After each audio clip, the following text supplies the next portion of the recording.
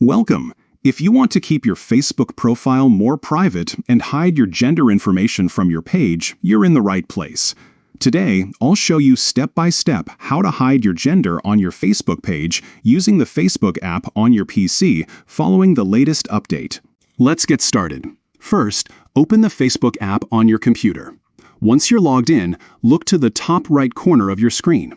You'll see your profile photo there. Go ahead and click on it. Now, you'll be taken to your personal profile page. Here, look for the About section. This is where all your personal details are stored. Click on About to continue.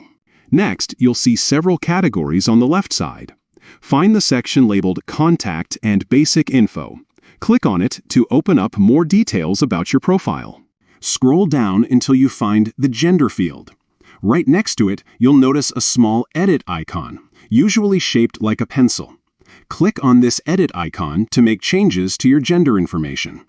Here's the most important step. You'll see an option that says Show on my timeline. To hide your gender from your page, simply uncheck this box.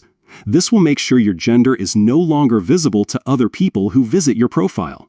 Once you've unchecked the box, don't forget to click Save. This will update your settings and keep your gender information private.